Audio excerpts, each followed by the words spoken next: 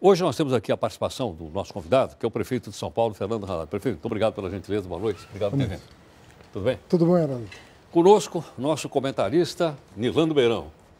O comentarista mais bem pago da televisão é ele. Depois do Ricardo Couto, que é também comentarista aqui. Prefeito, inicialmente gostaria que o senhor comentasse o assunto do dia. O deputado João Paulo Cunha disse que o julgamento do Supremo Tribunal foi uma farsa. O senhor concorda? Não? Olha, não tenho condições técnicas de avaliar, até porque não acompanhei o julgamento, estava em plena campanha eleitoral durante todo o julgamento. Mas eu penso que é um direito de qualquer réu, condenado ou não, se manifestar, é um direito democrático. Agora, do ponto de vista de um chefe de um executivo, que é o meu caso, prefeito de São Paulo, nós temos que garantir a questão da institucionalidade e do respeito à separação de poderes. Então, não me caberia, em nenhuma hipótese, fazer o julgamento do Supremo Tribunal Federal na minha condição. Respeito o deputado, o seu direito de se insurgir contra a decisão. Há muitos casos de reparação histórica, de julgamentos que podem ser revistos, a própria legislação prevê isso, mas eu penso que, no meu caso, o meu dever é não só respeitar a decisão de uma instituição como o Supremo, mas desejar que o Supremo adote o mesmo rigor com toda e qualquer acusação, independentemente de partidos políticos. Acho que nós estamos numa fase do Brasil que exige dos governantes uma determinação a toda prova contra qualquer suspeita de desvio de conduta no nosso país. Acho que a população não tolera mais esse tipo de coisa. Milano. O senhor botou o dedo numa ferida aí, que é a questão dos fiscais, a propósito desse tema. Fiscais, havia aparentemente uma sangria de cerca de R$500 bilhão, se esse é o número correto, que deixava de ser recolhido para os cofres da prefeitura. Como o senhor chegou nessa história? Vamos rememorar um pouquinho. E em que pé está? Quer dizer, essa história tende a ser esquecida ao longo do curso dos acontecimentos, ou isso vai em frente? Olha, acredito que não será esquecida, pelo contrário, acho que é um caso que vai ser lembrado por muitos anos e que tem origem na criação de um órgão de combate à corrupção, agora em 2013, chamado Controladoria Geral do Município, para que o telespectador compreenda a natureza desse órgão. Ao contrário de uma ouvidoria, de uma corregedoria, a controladoria, ela praticamente não presta contas ao chefe do executivo.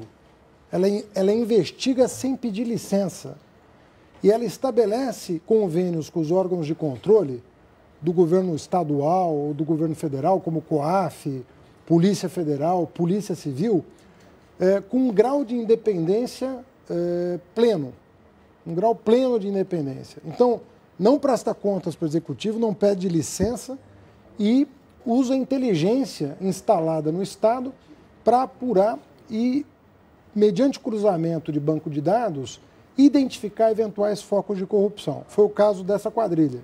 Essa quadrilha são 4 fiscais que desviaram dos cofres municipais alguma coisa em torno de R$500 bilhão, R$500 milhões.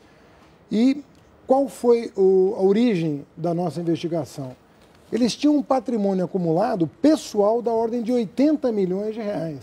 Como é que 4 fiscais com salário de servidor público pode ter iate, carro importado de última geração, flats em prédios caríssimos, pousadas em praias paradisíacas?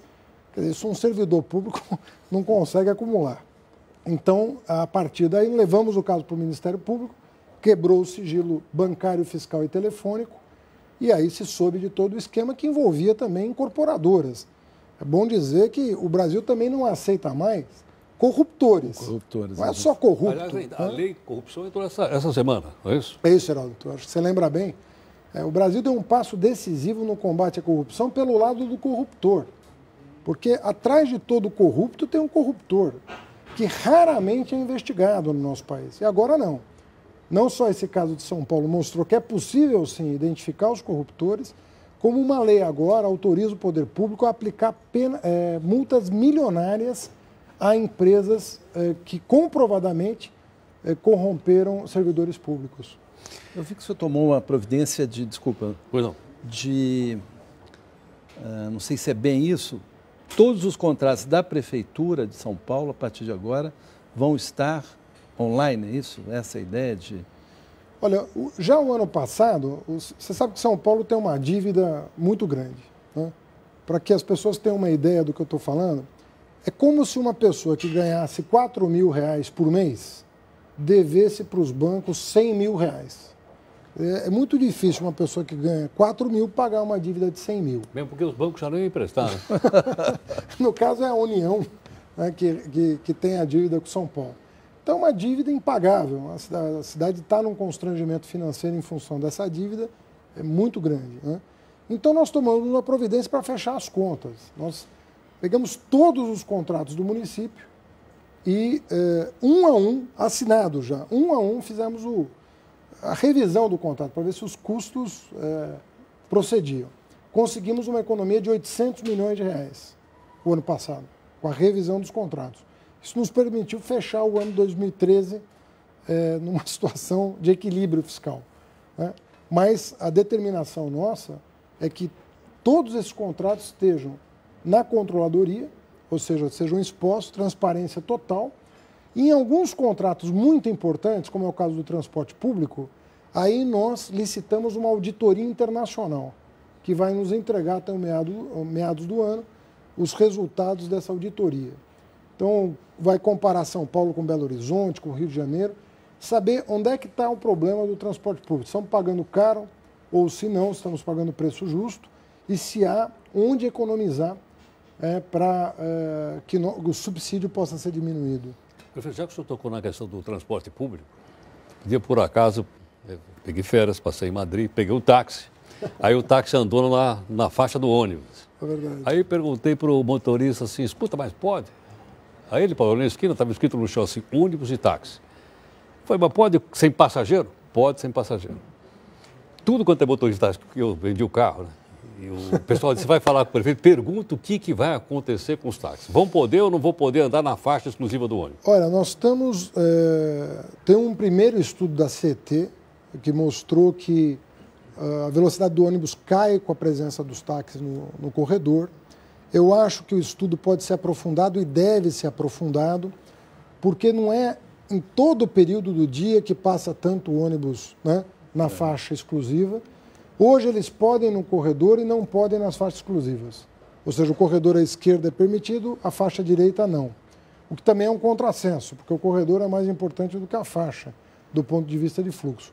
Mas eu pedi um reestudo para a CET e nós, junto com o Ministério Público, vamos decidir, nas próximas semanas, vamos tomar uma decisão a respeito.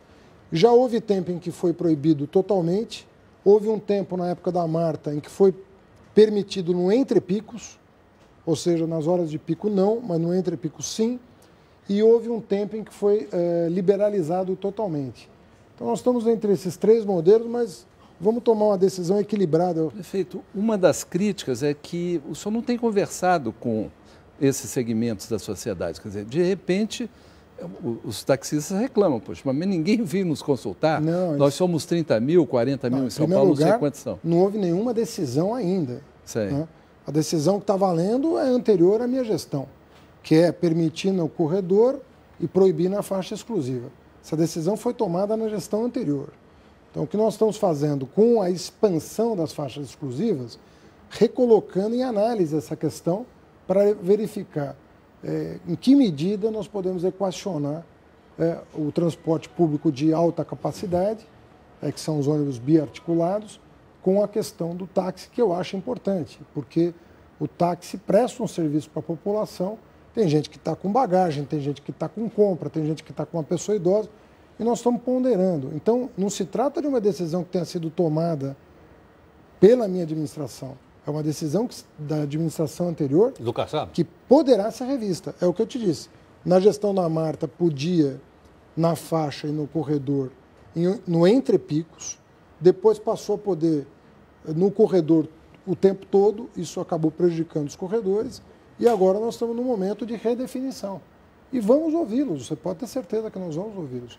Prefeito. Tem um conselho municipal instalado e eu mesmo terei interesse em encontrá-los antes de tomar a decisão definitiva. Prefeito, uma outra questão que eu gostaria, atual. Como é que anda a situação lá na Cracolândia? É verdade que a tal da ONG, Braços Abertos, parece que não está dando conta do recado? Não, pelo contrário. Que estaria fazendo água? Não, muito ao contrário. Tivemos lá hoje. Olha, vá visitar. Te convido a visitar, inclusive, quando você quiser ir, eu vou contigo. Ali era uma região em que nós tínhamos praticamente 500 pessoas, moradores habituais de rua, dependentes químicos, e uma população oscilante de mais 1.000 pessoas que frequentavam em busca da droga.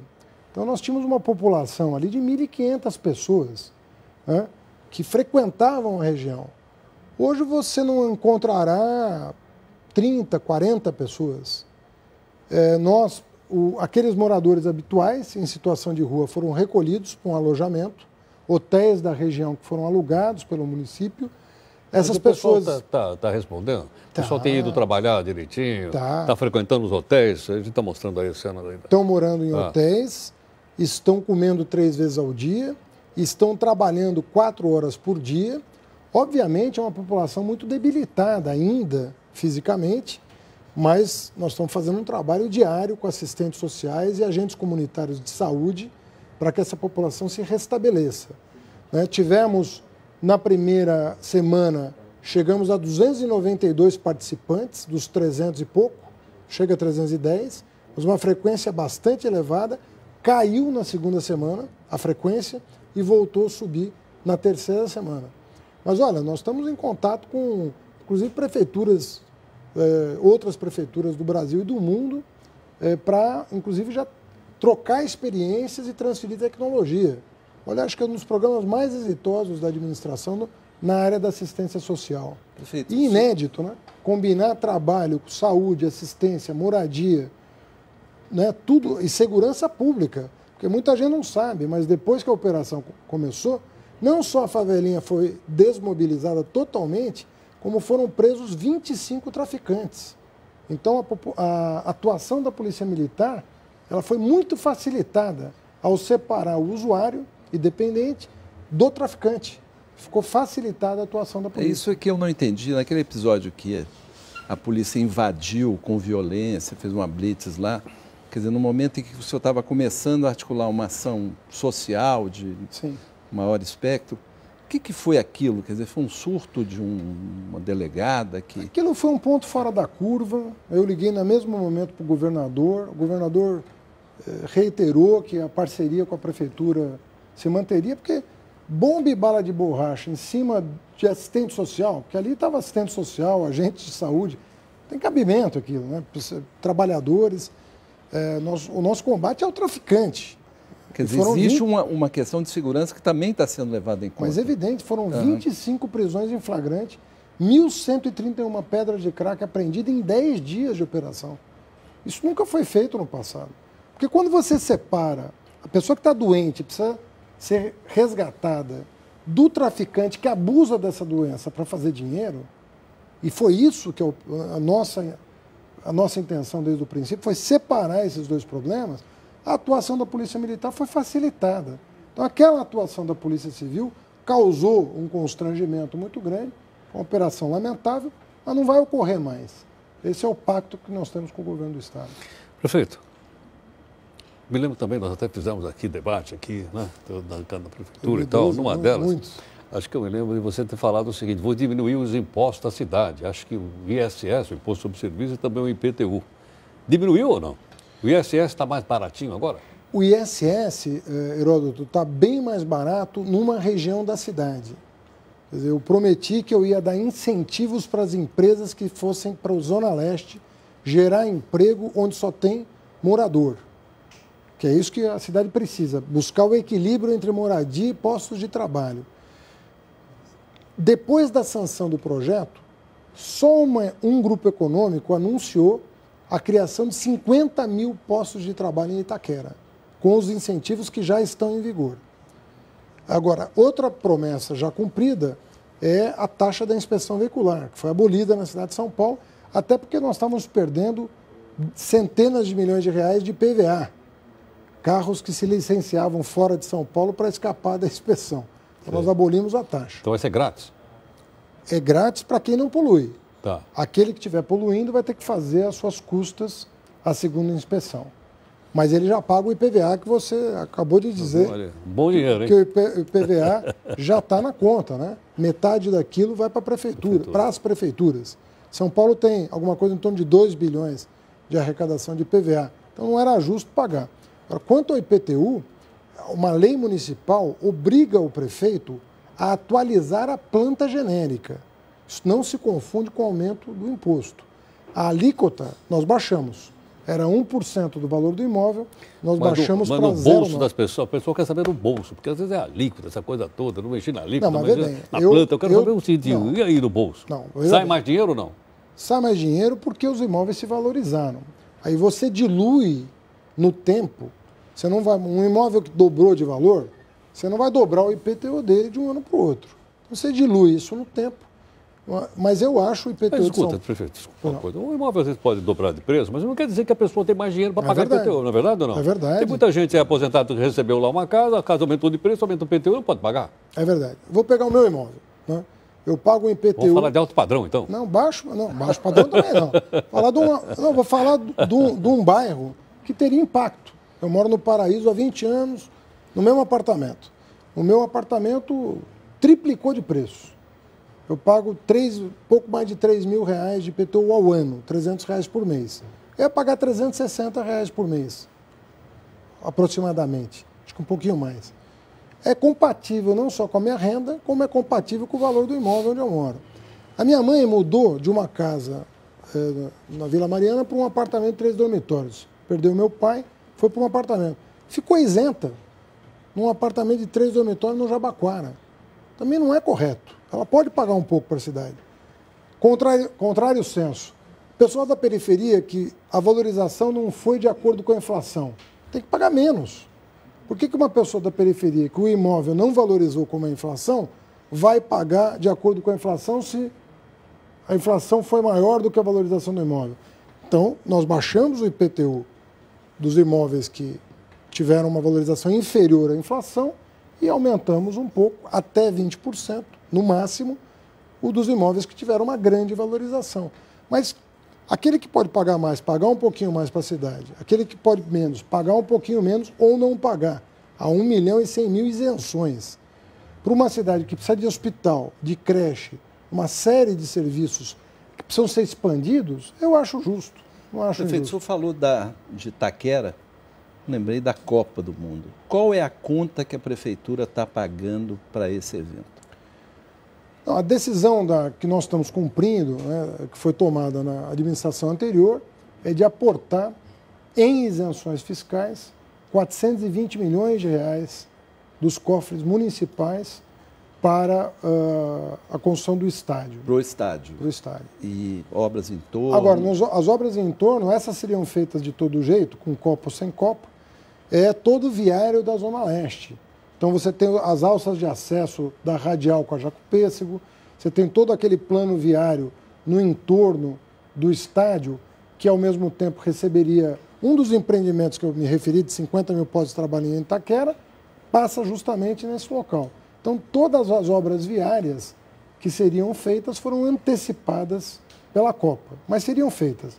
Então isso eu considero, agora na Copa propriamente, houve esse compromisso de aportar 420 milhões. Aí é recurso do município.